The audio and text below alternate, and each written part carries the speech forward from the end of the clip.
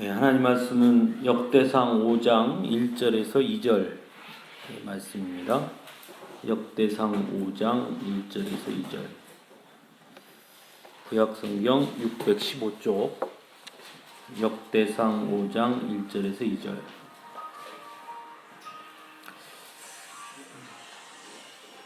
찾으셨으면 우리 같이 봉독합니다. 이스라엘의 장자 루벤의 아들들은 이러하니라. 루벤은 장자라도 그의 아버지의 침상을 더럽혔으므로 장자의 명분이 이스라엘의 아들 요셉의 자손에게로 돌아가서 족보에 장자의 명분대로 기록되지 못하였느니라. 유다는 형제보다 뛰어나고 주권자가 유다에게서 났으나 장자의 명분은 요셉에게 있으니라. 아멘.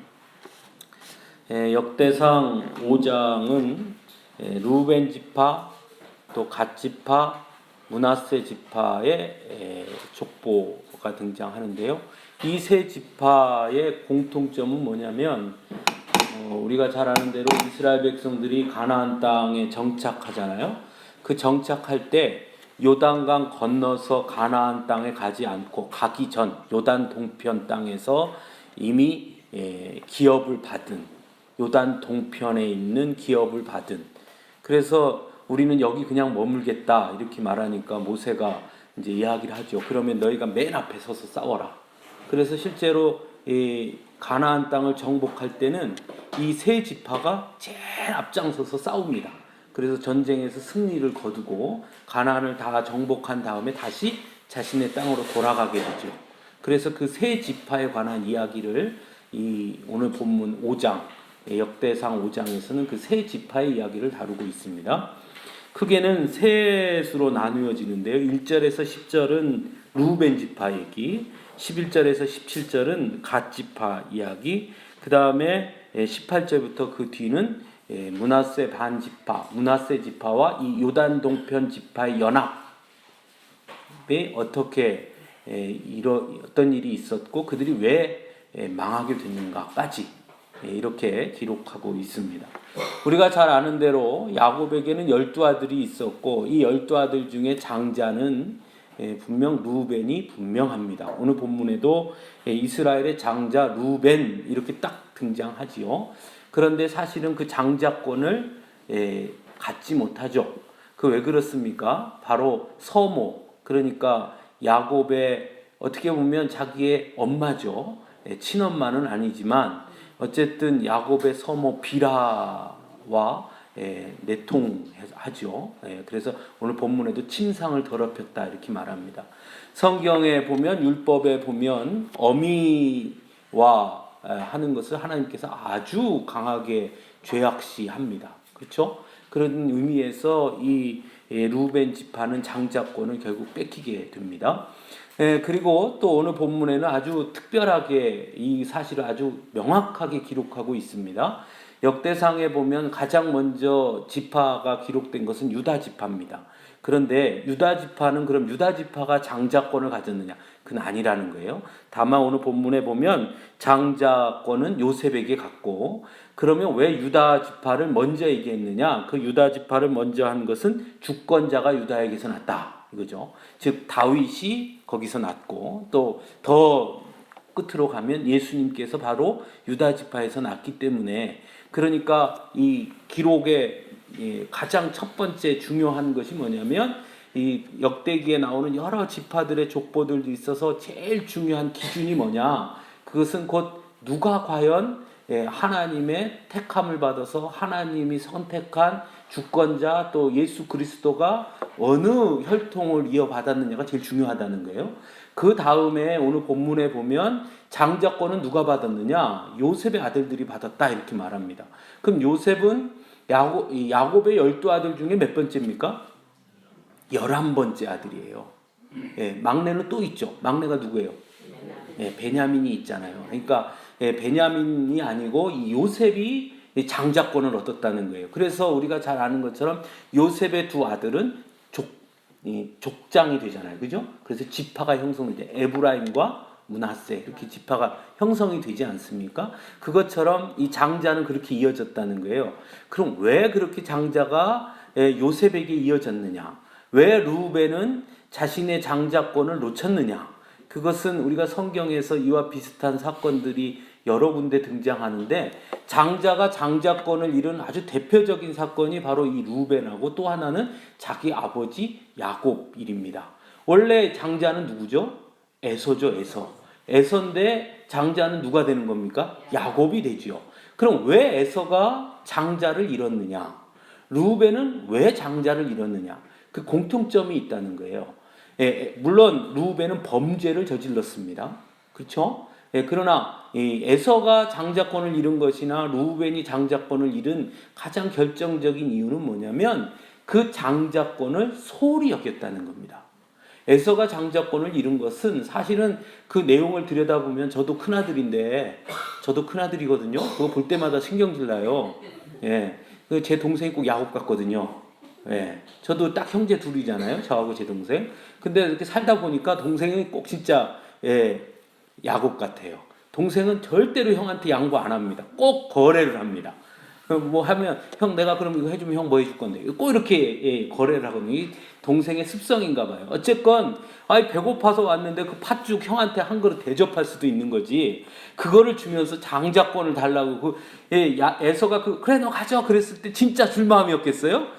그냥 하는 소리죠. 그런데 하나님은 그걸 기억하시는 겁니다. 지금 무슨 얘기냐면 하나님께서 주신 축복이라는 것을 너무 소홀히 여겼다는 거예요. 이 르우벤도 마찬가지입니다. 자기가 장자라면 장자의 권한을 갖고 있다면 하나님께서 그런 축복을 줬다면 장자로서 하나님의 축복을 받을 사람으로서의 삶의 모습이나 어떤 형태들이 그에 합당했어야 되는데 그것을 소홀히 여겼으니까 자신의 서모 비라의 침상에 들어간 것 아니겠어요? 그러니까 그 결국은 뭐 내용이야 그가 범죄했고 내용은 다르지만 시작은 다 뭐와 같으냐면 바로 장자권의 축복을 소홀히 여겼다는 겁니다. 이것이 가장 큰 문제인 거죠. 오늘날에도 우리는 다 하나님의 장자들입니다. 아니 목사님 무슨 말씀이에요? 전 둘째 아들인데 이거 관계없이 하나님께서는 우리를 다 장자 삼아 주셨어요. 하나님의 자녀 삼으셨고 다 장자 삼으셨습니다. 그래서 장자 삼으셔서 우리를 통해 하나님을 축복해 주시기를 원하고 우리를 통해 축복이 이어지기를 원하십니다. 나를 통해 내 자녀에게 계속해서 축복이 이어지기를 원하거든요. 그런데 우리가 하나님이 그 주신 축복을 소홀히 여기면 어떻게 됩니까? 르우벤처럼 에서처럼 하나님의 축복을 잃어버리는 거예요. 이것이 우리가 꼭 기억해야 될 역사적 이스라엘의 과거 이 역사 족장들의 그 역사들을 통해서 우리가 배워야 할 것입니다. 그러면 왜 르우벤이 그럼 장자가 끝났으면 둘째 아들도 있는데 왜 요셉이냐는 거예요. 그렇잖아요. 장자가 갔으면 둘째도 있고 둘째가 아니면 셋째도 있고 셋째가 아니면 넷째도 있고 넷째가 아니면 다섯째도 있고 얼마나 많습니까? 그런데 왜 요셉이냐는 거예요. 그렇죠? 우리 그것은 다윗을 하나님께서 택할 때도 마찬가지죠. 다윗은 형이 7이나 있었어요. 막내 아들이었어요. 물론 중간에 형 하나가 죽었다고 하지만 위에 6이나 있습니다. 그러면 하나님께서 택하려면 첫째 아들도 있고 둘째 아들도 있고 셋째 아들도 있는데 왜 하나님 제일 마지막 아들을 택했느냐는 거예요. 그것은 다윗이 그 다음에 행동하는 걸 보면 하나님께서 왜 다윗을 택했는지 알 수 있습니다. 전쟁터에 나갔는데 형들은 다 전쟁에 군인으로 참여했습니다. 그러나 그들은 단 한마디도 하나님의 이름을 말하지 않습니다. 그런데 다윗은 자기가 전쟁에 참여한 것도 아니고 도시락 갖다 주러 갔다가 뭔 얘기를 하냐면 하나님의 이름을 말해요. 누가 하나님의 이름을 이렇게 망령되이 일컫느냐. 그것 때문에 분노합니다. 결국 뭐냐면 다윗은 그 이전부터 하나님과 매우 특별한 관계를 맺고 있었다는 거예요. 형제들보다. 다윗이 목양을 하면서 목동을 하면서 노래를 불러서 지어 불렀단 말이죠. 누구를 향해 노래 불렀습니까? 사랑하는 여인에게 세레나다를 불러준 게 아니라 전적으로 다 하나님을 찬양하고 하나님 앞에 노래했단 말이죠. 하나님은 그것을 봤어요. 즉 장자권이 누구에게 주어졌느냐? 하나님과 얼마나 밀접한 관계를 맺고 있느냐에 따라서 하나님은 장자를 선택했어요. 그죠? 혈통의 문제도 아니고 그가 얼마나 능력이 있느냐 얼마나 잘생겼느냐가 아니라 하나님이 선택하는 기준, 하나님이 보시는 장자의 기준은 뭐냐면 하나님과 얼마나 밀접하게 관계를 맺고 있느냐. 그런 면에서 요셉이 장자권을 갖는 겁니다. 왜냐하면 요셉은 하나님과 밀접한 관계를 맺고 살던 사람이었잖아요. 그죠? 그가 보디발의 집에 갔을 때도 그랬고, 감옥에 갇혔을 때도 그랬고, 그가 감옥에서 꿈을 해보러 나왔을 때도 그랬고, 그는 하나님을 잃지 않습니다. 그죠? 잊지 않고. 그것이 하나님께서 요셉을 택하신 결정적인 이유예요.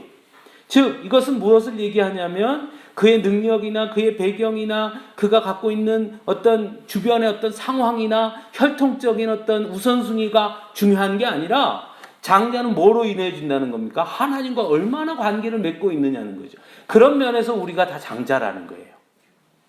왜? 우리가 하나님과 얼마나 관계를 맺고 있느냐에 따라서 장자가 결정된다면 우리가 하나님 앞에 예배하고 하나님 앞에 찬송하고 기도하는 삶을 산다면 우리가 곧 뭐가 되겠습니까? 장자가 되는 거예요. 그죠? 장자의 축복이 그렇게 임하는 것이죠. 자, 그런 면에서 우리가 하나님과의 관계에서 장자권이 결정된다는 것, 또 장자권의 자리를 얼마만큼 소중하게 여기고 하나님의 약속을, 하나님의 축복을 얼마나 소중하게 여기느냐에 따라서, 또 얼마나 갈급하게 여기느냐에 따라서 장자권이 결정되는 것입니다. 그죠? 그것이 야곱을 통해서도 요셉을 통해서도 분명히 알 수 있죠. 근데 오늘 본문에 보면 조금 이상한 부분이 있어요. 이제 3절부터 이제 쭉 족보가 나와요. 3절에 보면 이스라엘의 장자 루벤의 아들들은 하녹, 발루, 헤스론, 갈미 이렇게 나와요. 넷이 나오는데 그 밑에 갑자기 요엘의 아들은 이렇게 나와요. 그러니까 이 요엘이 루벤의 아들 중에 하녹, 발루, 헤스론, 갈미 그리고 또 한 명의 아들 요엘인지 아니면 그 하녹, 발루, 헤스론, 갈미의 자녀들 중에 요엘인지는 분명하지 않습니다. 그것은 어디를 봐도 안 나와요. 이게 성경에 이스라엘의 족보가 나오는 데가 여러 군데 있는데 지파의 족속이 나오는데 어디를 봐도 그것을 유추해내기가 쉽지 않습니다. 그럼 왜 이렇게 팍 건너뛰어서 이 얘기가 나왔느냐? 그것은 이유가 있습니다. 바로 그 뒤에 7절을 한번 보시면 7절에 보면 벨라의 7절에 그의 형제가 종족과 계보대로 우두머리 된 자는 여엘과 스가랴와 벨라는 이렇게 나와요. 즉 요엘의 자손과 요엘도 물론 루벤 지파의 자손입니다. 이 요엘의 자손과 벨라의 자손을 가계도를 두 개를 딱 비교를 합니다. 그 비교하는 목적이 분명합니다. 이게 보면 자 5절에 봅시다. 6절 그의 아들은 부에라이니 그는 루벤의 자손의 지도자로서 아수르 왕 디글랏 빌레셀에게 사로잡힌 자라. 요엘의 가계는 즉 요엘의 자손들은 이 디글랏 빌레셀이 누구냐면 아수르의 왕입니다. 그들은 결국 아수르에게 어떻게 됐다는 거예요? 사로잡혀 갔다는 거예요.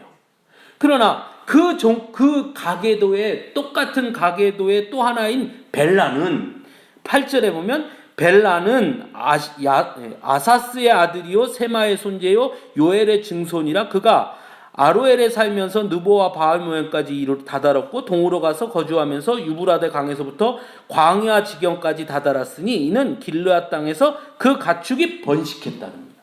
그러니까 똑같은 가계의 밑으로 내려왔는데 누구는 아수르에 잡혀갔고 누구는 번성했다는 거예요. 그렇죠? 즉 혈통이 중요한 게 아니라는 거예요. 네? 똑같은 자손이니까 똑같은 삶이 사는 게 아니라는 겁니다. 루벤의 자손이잖아요. 루벤은 장자권을 잃어버린 지파입니다. 그죠? 어떻게 보면 저주받은 지파죠.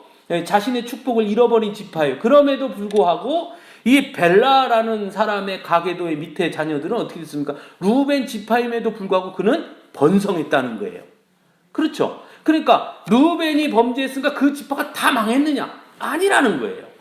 그 지파는 물론 그 조상 루벤은 그렇게 하나님 앞에 장자권을 잃었으나 그러나 그 밑에 자손 중에 벨라라는 사람의 그 가계도는 번성했다는 겁니다.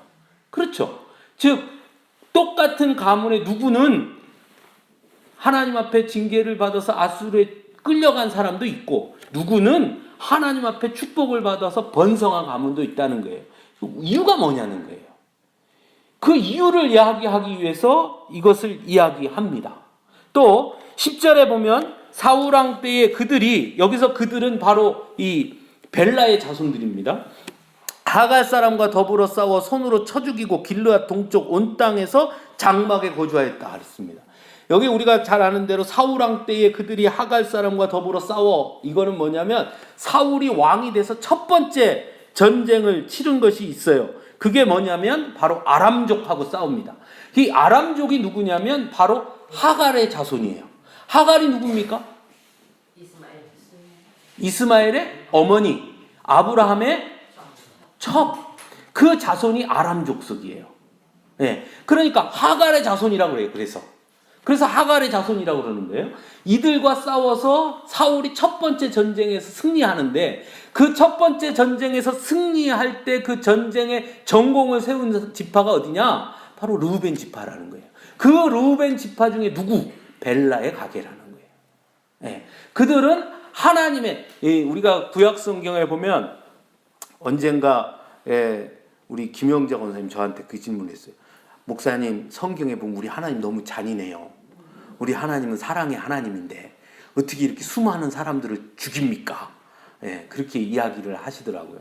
맞지요? 그거 보면 진짜 너무 무지막지하죠. 그죠? 그 죽이라는 것도 그냥 그 사람만 죽이는 게 아니라 그냥 자손까지 싹 죽이고 어린애까지 싹 죽이고 거기 있는 가축까지 싹 도륙하라고 그러잖아요. 사울 왕 때 전쟁에서 뭐라 그래요? 하나도 남김없이 죽여라. 이게 하나님의 명령이에요. 그런 명은 보면 우리 하나님 진짜 너무 잔인하죠. 그런데 그것을 그냥 국가와 국가 간의 전쟁으로 보면 그렇게 볼 수 있어요. 그런데 오늘 본문에서도 나오지만 그 전쟁은 단지 어떤 이익을 위해서, 나의 이익을 더 얻기 위해서, 뭔가를 정복하기 위해서, 또는 내가 전쟁에서 이겨서 그 승전물을 내가 더 많이 거두기 위해서 싸우는 전쟁이 아니라, 이따가도 나오겠지만 구약의 전쟁은 요즘 뭐 IS 뭐 이런 사람들도 그렇게 말하기는 하는데, 구약의 전쟁은 다 신의 전쟁입니다. 신의 전쟁, 하나님의 전쟁. 하나님의 전쟁이었어요. 그러니까 결국은 뭐냐면 다른 이방신들과 하나님의 전쟁이었기 때문에 그 이방신들에 대한 하나님의 단호함의 표현이지, 실제로 사람들은, 이스라엘 백성들은 죽이면 안 되고 딴 사람 다 죽여도 된다는 의미가 절대로 아닙니다. 그렇다고 생각하면 여러 군데가 말이 안 되죠. 예를 들면 요나, 그죠? 다메섹, 거기 다 죽여야죠. 근데 하나님께서 뭐라 그럽니까? 요나한테. 야, 너는 박농골 하나 없어지는 것도 그렇게 가슴 아픈데 저 많은 사람들이 멸하는데 내가 어찌 가슴 아프지 않겠느냐. 그러면서 그들 구원해 주시거든요.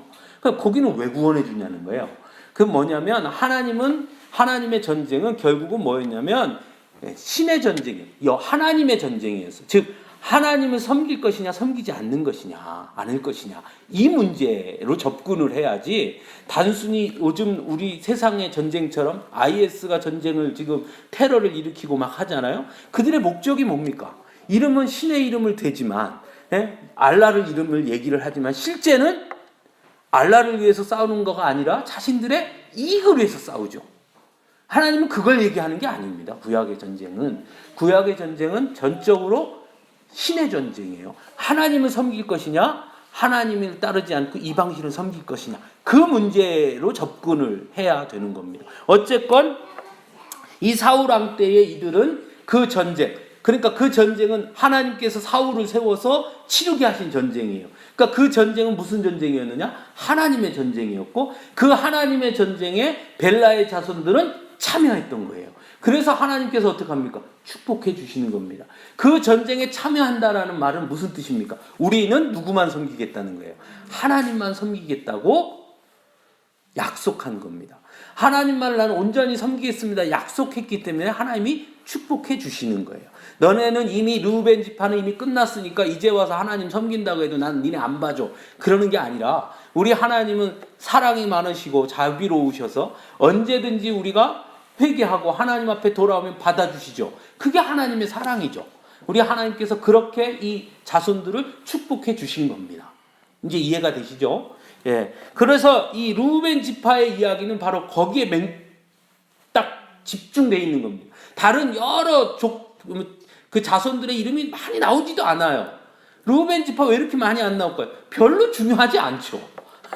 르우벤 자손이 뭐 얼마나 중요하겠습니까? 별로 중요하지 않아요. 누가 중요한 겁니까?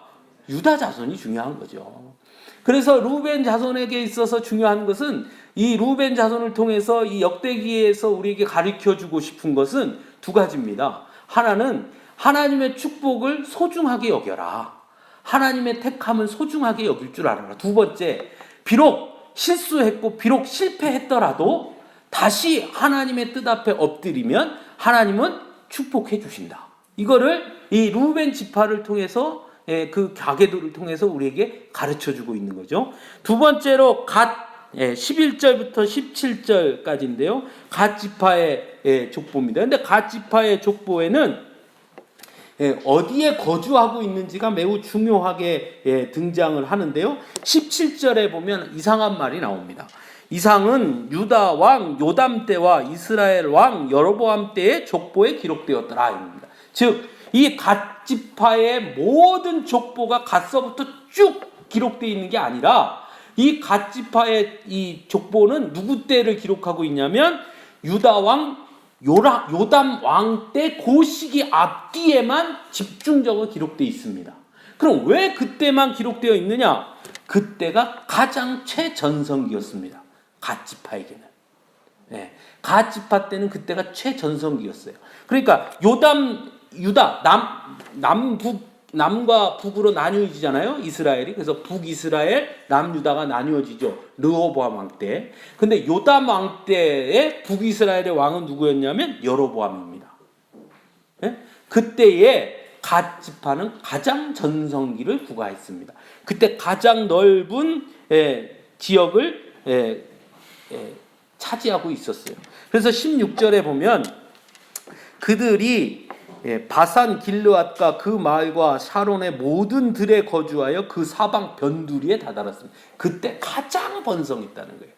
그래서 그걸 기록하고 있는 겁니다. 갓 자손이 언제 번성했느냐? 그때 가장 번성했다. 왜 그때 가장 번성했을까요? 요담 왕, 여로보암 왕 때. 그때 왜 번성했을 것 같습니까? 그때가 가장 전성기였거든요. 왜 그랬을까요? 갓 지파는 야곱이 12 아들한테 유언을 하잖아요. 쭉 너는 뭐 사자 같을 것이고 뭐 어쩔 것이고 뭐 쭉 있죠. 그 갓에게는 야곱이 뭐라고 유언을 남기냐면 너는 이스라엘의 큰 용사라 그랬습니다. 갓이. 그러면 갓이 그때 제일 축복을 받았다는 것은 뭐랑 연결이 돼 있겠어요? 전쟁. 어떤 전쟁? 하나님의 전쟁. 그러니까 갓 지파가 이 요담 왕 때에 이 여로보암 왕 이때에 이방들과 싸울 때 가장 앞장서서 싸운 지파가 바로 갓 지파입니다. 그래서 그때 하나님께서 가장 크게 축복해 주시는 거예요. 무슨 얘기인지 아시겠어요? 그러면 우리가 여기서 한 가지 알 수 있는 사실이 있어요. 그건 뭐냐면 이스라엘이라는 나라가 세워지기 전 족장 시대, 그 족장 시대를 언제로 얘기하냐면 아브라함 때부터 요셉 때까지를 족장 시대라고 합니다. 아브라함, 또 그 아들 이삭, 그 아들 야곱, 그 아들 요셉, 거기까지가 족장 시대고, 요셉 때 이스라엘 백성이 다 애굽으로 이주하죠. 그렇죠. 그리고 뭐 합니까? 출애굽하죠. 출애굽하면서는 족장이 아니라 지도자가 세워지죠. 그 지도자가 누구예요? 모세죠.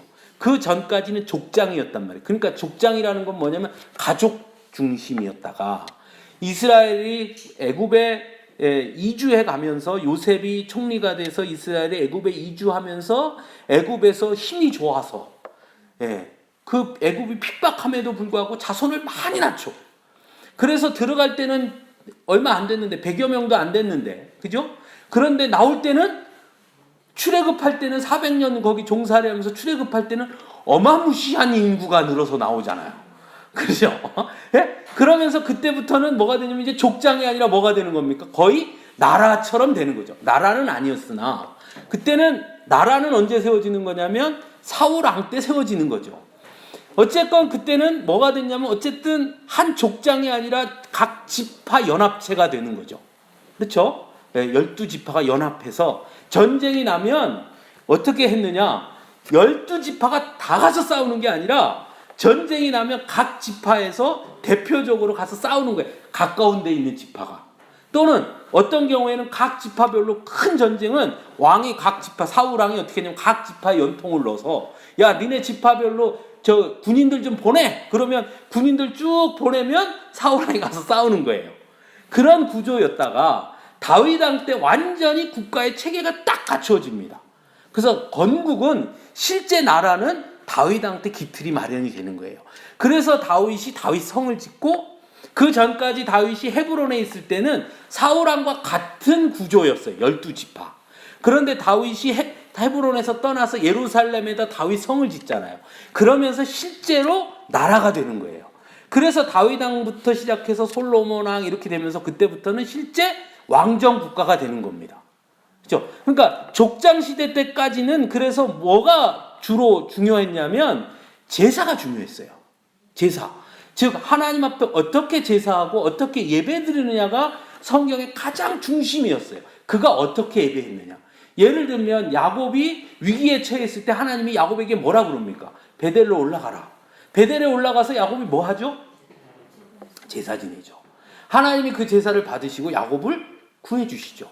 즉 제사를 통해 하나님과의 관계가 확인된 거예요.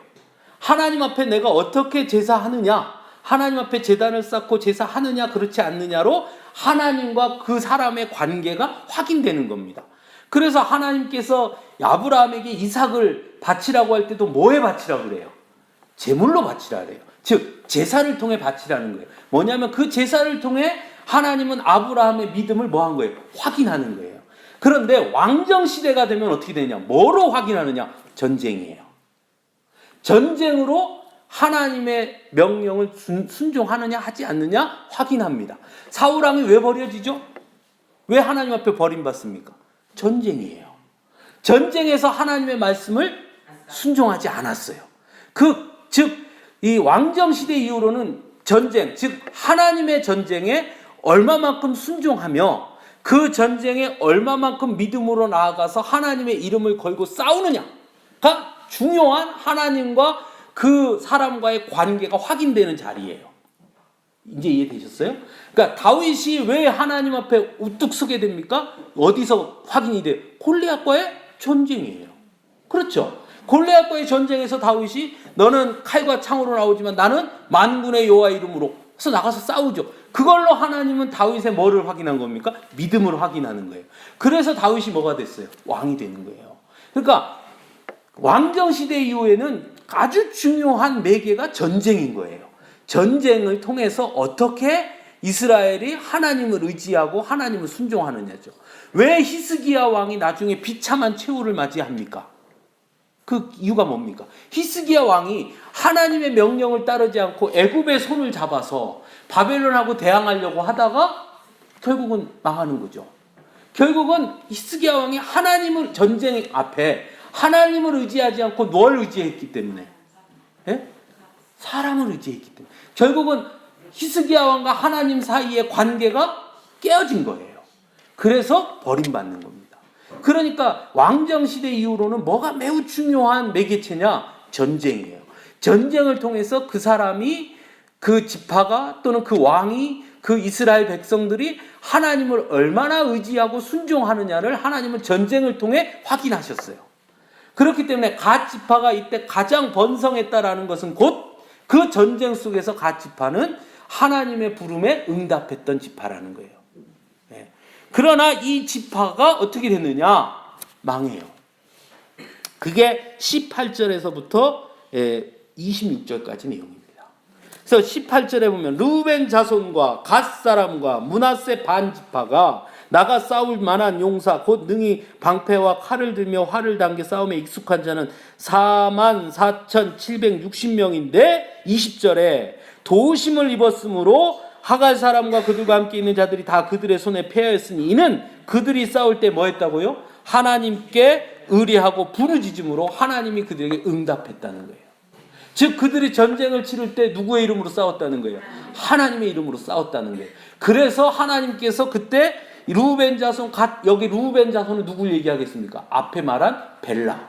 자손, 그리고 갓 자손, 그리고 므낫세가 이때는 전쟁에 나가서, 이 전쟁이 누구냐면 하갈 사람과 여두루와 나비스와 노답, 이게 누구냐면 이게 바로 사울 왕 때의 첫 번째 전쟁입니다.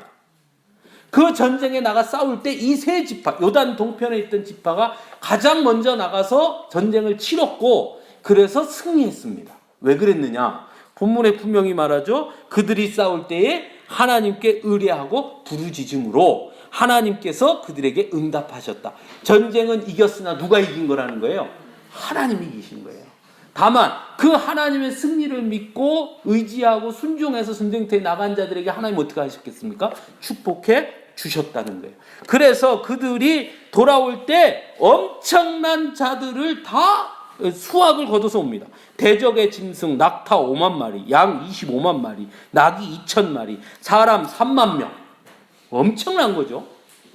그렇죠? 엄청난 수확을 거둬서 오고요. 그들이 어떻게 되냐면 22절에 그들이 그들의 땅에 거주하여 사로잡힐 때까지 이르렀더라.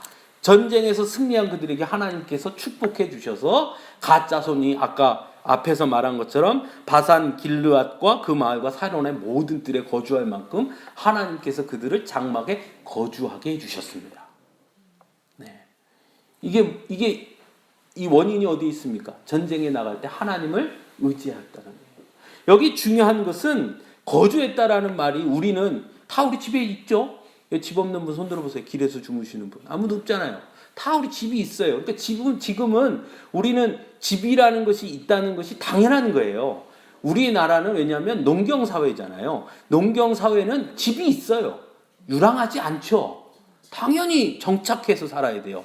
그래서 우리 보면은 신석기 시대, 구석기 시기 때도 보면 집이 있잖아요. 규문막 있고 거기 살고 거기서 거기 모여 살잖아요. 그죠? 사냥할 때는 어떻게 했냐면 돌아다녔단 말이에요.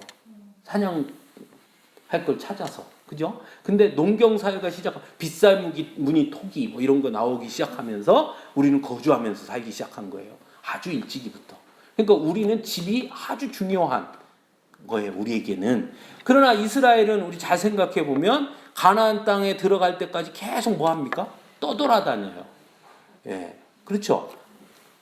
애굽에서 400년 종살이 하기 전, 애굽으로 들어가기 전까지 아브라함, 이삭, 야곱 다 뭐 했습니까?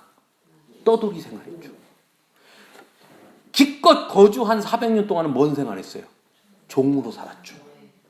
종살이 끝나고 다시 나와서 40년 동안 뭐 했어요? 떠돌았죠. 그러니까 이스라엘 백성들은 맨날 떠돌았어요. 역마살이 꼈죠. 거기는 정착을 못해. 왜? 사는 것 자체가 정착할 수 있는 삶이 아니에요. 왜냐? 뭘 키우면서 살았습니까? 양을 쳤거든요. 양을 치니까 어떡합니까? 다녀야죠. 뭐 하려니까? 꼴을 띠려야 되잖아요. 그죠? 양 먹이를 먹이려면 풀밭을 찾아 돌아다니는 거예요. 그렇죠? 예수님께서, 우리 잘 기억해 보시면, 예수님께서 이 땅에 오실 때 천사들이 목자들한테 알려줘요. 근데 거기에 보면 목자들이 어디 있었다고 그래요? 성 밖 들에 있었어요. 그렇죠? 성 밖 들에 있었다고. 즉 뭐냐면 야영하고 있는 거예요. 목자는 항상 거주지가 옮겨집니다. 이동하는 사람들이에요. 그런데 비로소 뭐를 하게 해주셨냐면 거주하게 했다는 거예요. 이건 무슨 얘기를 하는 겁니까? 더 이상 떠돌지 않게 됐다. 이게 얼마나 좋아요. 우리식으로 얘기하면 맨날 전세 살고 월세 살고 돌아다니다가 처음으로 내 집을 마련해서 들어갈 때 그 감격이, 저는 뭐 별로 한 번도 안 겪어봐서 그건 잘 모르겠는데, 예?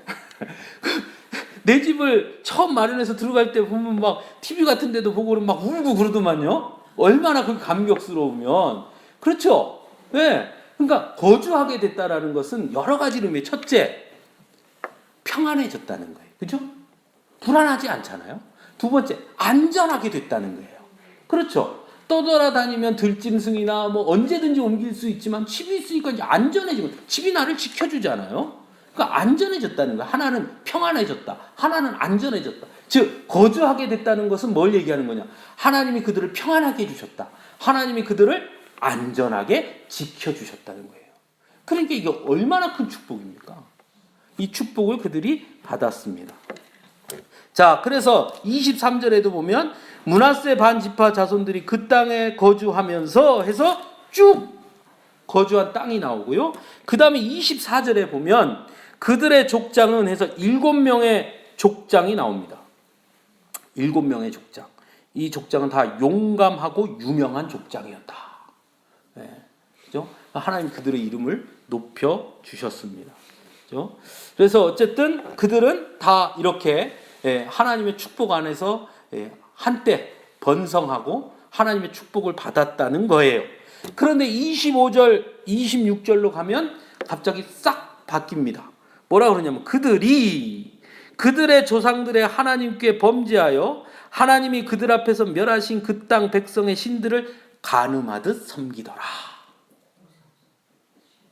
여기 중요한 거는요, 간음하듯 섬기더라예요. 간음하듯 섬기더라. 여러분, 이혼하고 다른 여자랑 결혼하는 건 간음이 아니에요. 간음은 뭐예요?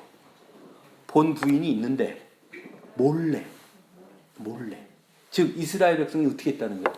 겉으로는 하나님을 섬기는 것 같은데 뒤로 몰래 집에다가 우상을 갖다 놓고 신을 섬긴 거예요. 하나님 이게 화딱지 나죠. 그죠? 그게 제일 속상한 거잖아요. 나를 속였다는 게 얼마나 화나는 일이에요. 하나님 그래서 분노하시는 거예요. 사실은 이스라엘 백성들이 그 왕정 시대에 보면 그들이 우상 숭배했잖아요. 근데 이스라엘 백성들의 우상 숭배를 우리가 잘 이해해야 됩니다. 뭐냐면 나는 이제 저기 개종할래.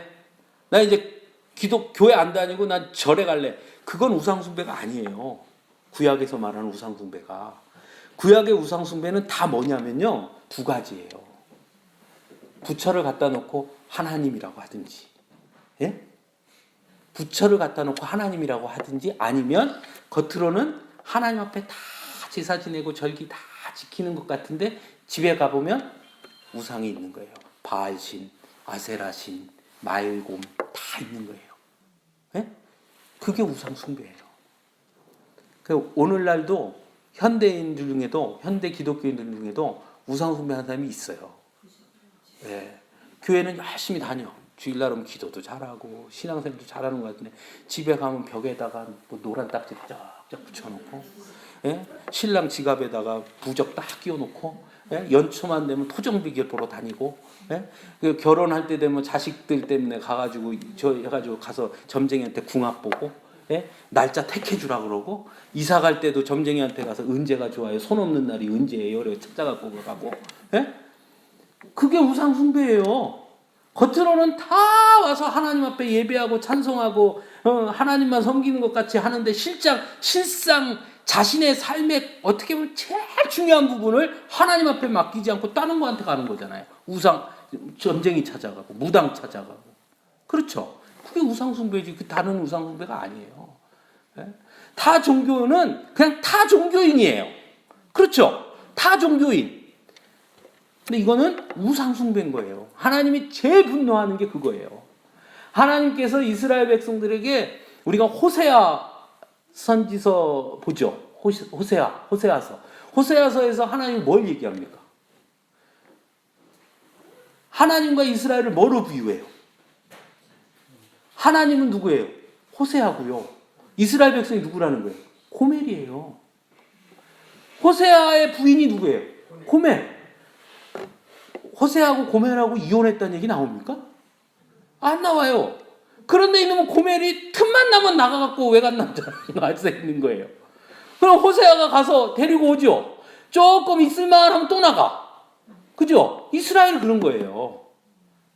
하나님이 사랑을 베풀어서 하면, 우리 구약 성경에 보면 여러 이스라엘 왕들이 등장하는데 그 왕들이 나와서 종교 개혁을 일으켜요. 그럼 어떻게 합니까? 신상을 다 때려 부셔요. 그렇죠? 그래서 다시 마치 고멜이 돌아온 것처럼 다 때려부시고, 맞아요, 우리는 하나님밖에 없어요 하고 왔다가 조금 지나면 슬슬 하나씩 시작하는 거예요. 그 똑같은 거예요. 그래서 하나님이 호세아를 통해서 그걸 이야기하시는 거예요. 즉 이스라엘 백성들은 뭘 한 거냐면 다른 종교로 개종한 게 아닙니다. 바알신을 섬긴 것도 아니고 아세라신을 섬긴 게 아니고 겉으로는 하나님을 섬긴단 말이에요. 우리가 잘 아는 대로 엘리야가 갈멜산에서 바알 섬기는 자들하고 대결을 벌이죠. 그때 이 엘리야가 뭐라고 그래요? 누가 진짜 하나님인지 보자. 그건 무슨 얘기예요? 바알과 아세라를 이들이 뭐로 보고 있었다는 거예요? 하나님으로 보고 있었다는 거예요. 네? 그러니까 그게 우상숭배예요. 그러니까 진짜 우상숭배는 물론 타 종교를 뭐 믿고 뭐 그거는 아예 뭐 그거는 떠난 거고요. 그거는 그 문제가 아니라 그래 중요한 거는 진짜 하나님을 의지한다는 게 뭐냐라는 게 중요하다니까요. 그런데 이 여기 지금 요단 동편의 세 지파가 한때는 하나님을 의지해서 전쟁에 나가서 승리하고 하나님이 축복해 주셨단 말이에요. 그런데 그 축복의 자리에서 그들이 어떻게 했냐? 뒤로 다른 우상을 섬기기 시작하는 거예요. 그래서 하나님이 진노하십니다. 그래서 오늘 본문에 뭐라 그러면 그러므로 이스라엘 하나님이 아수르 왕 불의 마음을 일으키시며 아수르 왕 디글랏 빌레셀의 마음을 일으키셨다. 여기 아수르 왕 불, 아수르 왕 디글랏 빌레셀은 똑같은 사람이에요. 이 불은 뭐냐면 왕 되기 전의 이름이에요. 예? 그 디글랏 빌레셀은 아수르 왕의 칭호예요. 우리가 출애굽기에 보면 바로왕 나오죠. 바로왕이 한 사람이에요? 아니에요.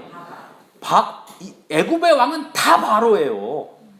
애굽의 왕의 호칭이 바로예요. 파라오. 예? 다 파라오지, 파라오. 파라오인데 그 밑에 이름이 무슨 왕, 뭐 람세스 2세, 무슨 뭐 2세, 뭐 이런 게 있는 거예요. 이 디글랏 빌레셀은 아수르 왕의 칭호예요. 다만 그 디글랏 빌레셀 아수르 왕 칭호 밑에 그 왕의 이름이 불이에요. 불. 아수르 왕 불. 예. 이 불의 마음을 하나님이 어떻게 했대요? 일으키셨다. 뭐가 기억나십니까? 아수르 왕 불의 마음을 일으키셨다니까 뭐가 기억나요? 애굽에서 10가지 재앙을 일으킬 때 하나님께서 바로의 마음을 강팍하게. 자, 그러면 결국은 이건 뭘 얘기하는 걸까요? 이 징계는 이들이 아수르에게 이렇게 징계를 받아서 아수르 왕에게 잡혀서 르우벤과 갓과 므낫세 반지파를 사로잡아 할라와 하볼과 하라와 고산 강가에 옮겼습니다. 척박한 땅으로 옮겨버려요. 원래 있던 하나님께서 주신 비옥한 데에서 떠나서 척박한 곳으로 강제로 이주시킵니다. 네? 그러면 자 이거는 이 징계는 이들이 힘이 없어서 당한 게 아니라 이 징계에는 누가 하셨다는 거예요? 하나님 하셨다는 거예요. 하나님께서.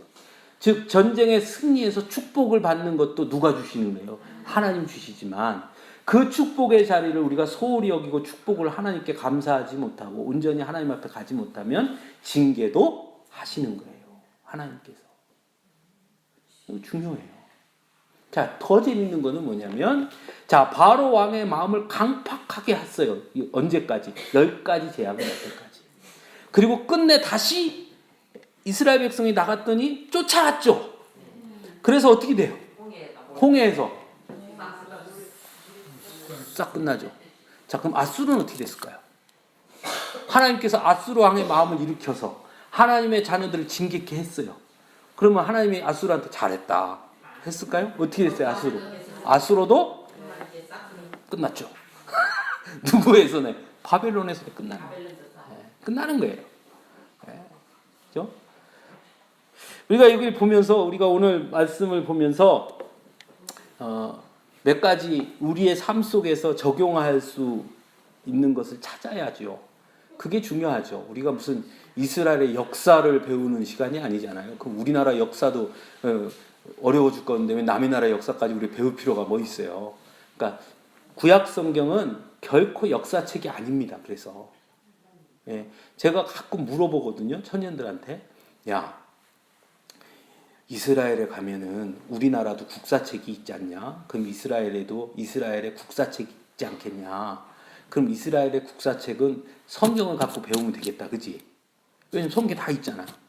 성경 갖고 배우겠냐? 절대 그렇지 않습니다. 네.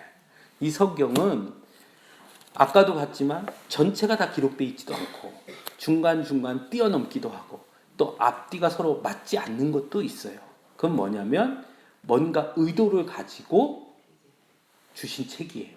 그 의도는 뭐냐? 구약 성경의 의도는 딱 두 가지예요. 하나는 하나님의 약속이라는 틀이에요. 하나님의 약속이 어떻게 이어지는가?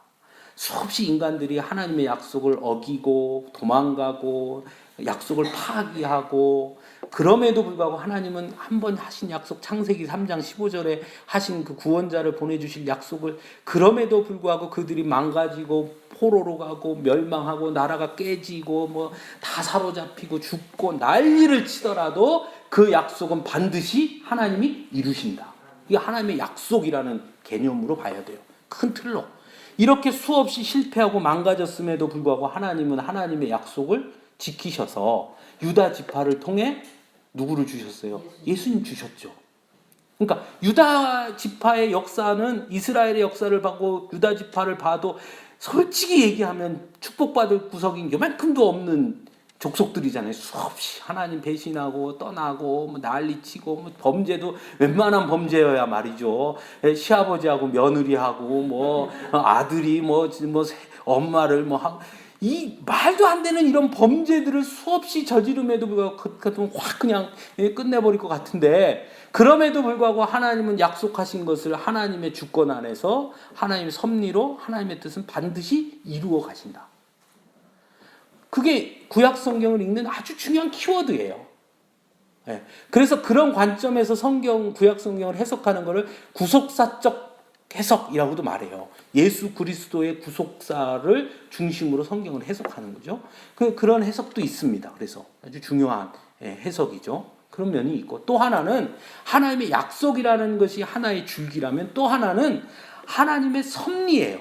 하나님이 어떻게 역사하시는가.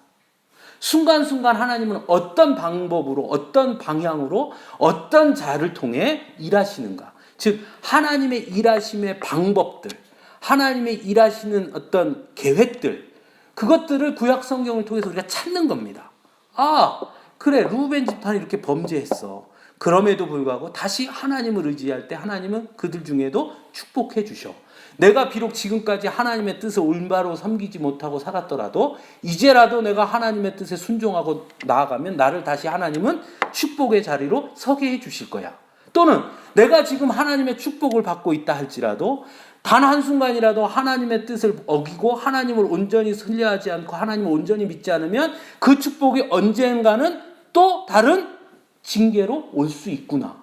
이런 것들은 성경을 통해서 하나님이 일하시는 방법, 하나님이 일하시는 어떤 계획들, 또 하나님이 일하시는 때 사용하시는 사람들 이런 것들을 통해서 어떤 사람이 쓰임받고 하나님은 그들을 통해 무엇을 우리에게 보여주시는가를 구약의 역사를 통해 우리가 알 수 있는 거예요. 그러니까 우리가 그걸 배워야 되는 거죠. 역사가 누구 뒤에 누구 뭐 이게 중요한 게 아니라 그러니까 우리가 그걸 배우기 위해서 이걸 하는 겁니다. 역대기를. 그래서 이 역대기에 나오는 내용하고 이제 뒤에 뭐 열왕기 상하 뭐 사무엘 상하에 가면 중복되는 내용도 있고 조금씩 다른 것도 있고 그래요. 그럼 왜 다르냐? 역사책이 아니기 때문에 그래요. 네. 그러니까 당연히 다른 부분이 있어요. 왜? 똑같은 것을 어떻게 보느냐에 따라 다르거든요. 우리가 목요일날 요한복음 우리 성경 공부하는 분이 5분인데 5분이 같이 성경 공부하면 하루에 한 장씩 요한복음 한 장씩을 갖고 공부를 해요. 오늘은 1장, 뭐 그 다음 주는 2장 이렇게 해요. 그러면 1장을 읽고 본인이 집에서 일주일 동안 고민하면서 1장에 있는 내용들 성경 요한복음 1장은 하나님께서 이 1장의 내용을 통해서 우리에게 뭘 말씀하시는 것 같다 하고 5분이 돌아가면서 얘기하거든요. 다 틀려요. 다 달라요. 틀리다는 게 아니라 다 달라요. 네. 그래서 성경은 살아있는 말씀이에요. 왜? 내가 어떤 마음으로 내가 어떤 현실 속에서 내가 어떤 상황에서 그 성경을 보느냐에 따라 다른 거예요. 네? 시편 23편을 1절에서부터 쭉 끝까지 읽어도 어떤 사람은 하나님의 은혜 안에 거하고 모든 일이 잘 되는 사람은 여호와는 나의 목자시니 내게 부족함이 없으리로다 그 말씀이 가장 가슴에 와 닿았겠지만 때로 고난의 골목길을 가고 있는 사람에게는 사망의 음침한 골짜기를 다닐지라도 해를 두려워하지 않고 그 말씀이 가슴에 콱 와 닿는 거예요. 똑같은 말씀을 읽어도 그 사람은 맨날 그것만 보이느냐? 안 그래요. 그 고난의 울타리를 넘어가면 또 다른 말씀이 눈에 들어오게 돼 있는 거예요. 그래서 하나님의 말씀은 살아있는 말씀이에요. 그래서 난 성경 한번 다 읽었어가 아니라 그래서 자꾸 읽는 거예요. 그럼 읽을 때마다 틀린 거예요. 그게 살아있는 하나님의 말씀의 능력이에요. 우리가 그걸 배우는 겁니다. 그러니까 오늘 이 본문에서도 르우벤 지파, 갓 지파, 므낫세 지파를 통해서 그들이 뭐 어떤 사람이냐는 별로 중요한 게 아니라 그걸 통해 우리에게 가르쳐주는 교훈들을 우리가 볼 줄 알아야 되는데 그 교훈은 뭐냐? 절망하지 말자는 거예요. 네?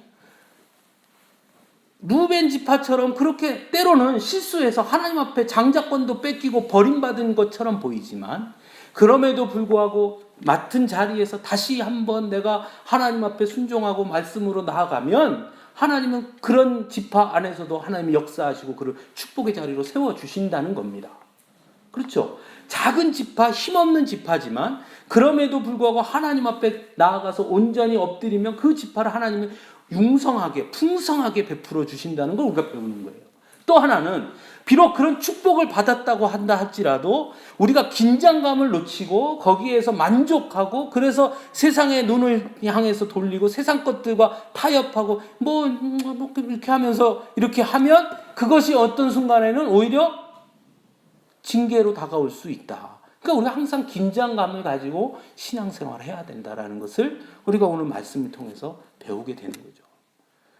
그래서 우리는 과연 어떻게 신앙생활을 지금 하고 있는지 또는 나는 물론 대놓고 다른 신을 섬기고 그렇지는 않지만 혹 나도 어느 부분은 우상을 섬기고 있는 것은 아닌지 나에게 있어서 제일 중요한 문제를 결정하고 어떤 것을 선택할 때 과연 나는 가장 먼저 뭘 찾는지 겉으로는 하나님을 섬기고 하나님을 의지하는 것 같지만 실질적으로는 나는 뭔가 다른 것에 기대고 있는 것이 아닌지 그러면 그것은 다른 말로 표현하면 영적 간음인 거죠. 그런 것도 우리가 배우는 겁니다. 그러면 그렇게 안 하는 사람이 누가 있습니까? 그렇게 안 하기가 쉽지 않죠. 중요한 건 그렇게 안 하는 사람이 없으니까 포기하는 게 아니라 그렇게 하기가 쉽지 않지만 그래서 매번 실패하고 그래서 어쩔 수 없이 매번 넘어질 수밖에 없지만 그 넘어진 자리에서 우리가 르우벤 지파를 보면서 넘어진 자리에서 다시 일어서서 하나님 앞에 기대면 하나님 축복해 주신 것처럼 수없이 넘어지지만 그걸 인정하고 또 넘어졌군요. 인정하고 다시 그 자리에서 하나님 앞에 나아가면 하나님은 그런 우리들까지도 사랑으로 품어주시는 분이에요. 그것을 우리가 배우는 것이죠. 우리가 그런